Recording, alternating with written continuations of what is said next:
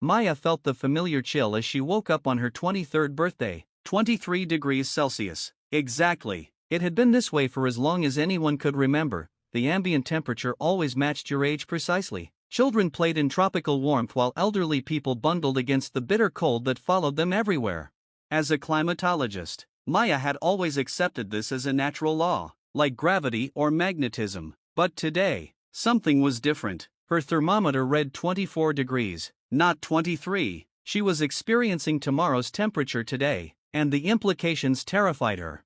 Maya worked at the Global Temperature Research Institute, where scientists studied the mysterious phenomenon that kept everyone trapped in their personal climate bubble. The official explanation was that human bodies somehow influenced local atmospheric conditions through bioelectric fields, but Maya had always suspected there was more to it.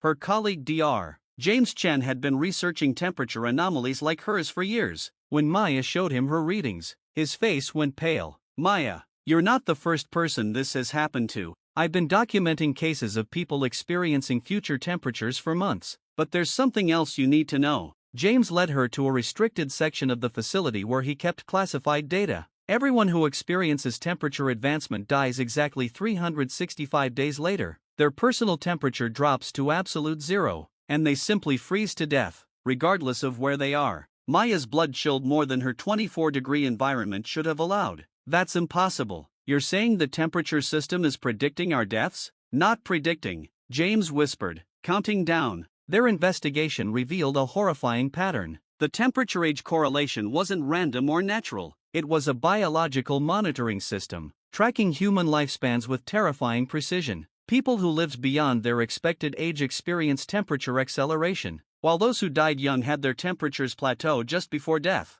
Maya's research took her to the archives of Dr. Sarah Mitchell, the scientist who had first documented the temperature phenomenon in the 1950s. Mitchell's notes contained references to something called the thermal protocol, a system designed to monitor and control human population through environmental manipulation.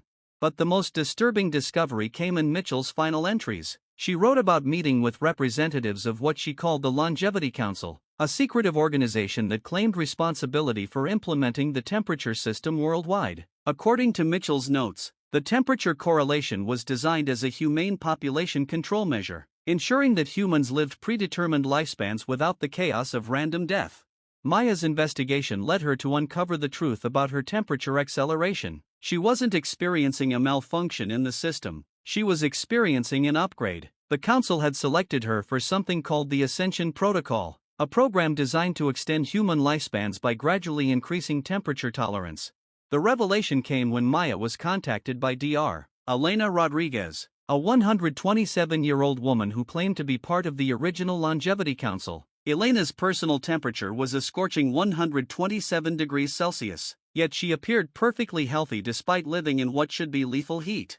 "Maya, the temperature system isn't controlling our lifespans," Elena explained during their secret meeting. "It's preparing us for something much larger. Humanity is being gradually adapted to survive in extreme environments because our planet is about to become uninhabitable." Elena revealed that the Longevity Council had been established by time travelers from the year 2157, where Earth's climate had become so extreme that only humans adapted to survive temperatures exceeding 100 degrees could live on the surface. The temperature-age correlation was a massive genetic adaptation program, slowly building human tolerance to the hellish conditions that awaited their descendants.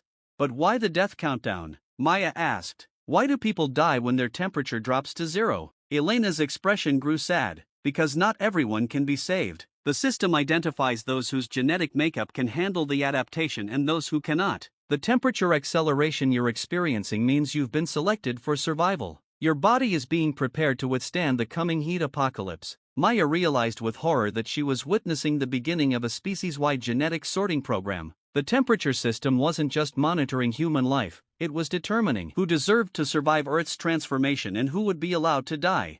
But as Maya learned more about the Ascension Protocol, she discovered something that changed everything. The time travelers from 2157 hadn't just come back to save humanity from climate catastrophe, they had come back to create it. The extreme temperatures of their timeline weren't the result of natural climate change, they were the intentional result of the Longevity Council's temperature manipulation program.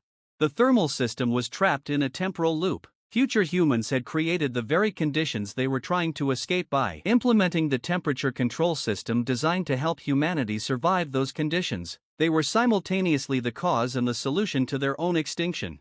Maya faced an impossible choice. She could allow the temperature acceleration to continue, adapting her body to survive the coming heat while watching billions of others die in the transition, or she could find a way to break the temporal loop, risking not just her own life but potentially condemning humanity to face the original climate catastrophe without any adaptation at all.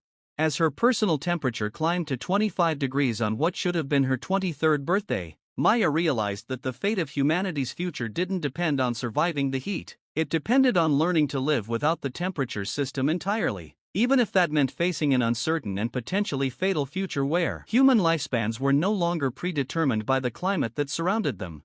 Don't forget to like and subscribe to the channel. It's easy for you, and this will help me grow the channel so I can release new videos.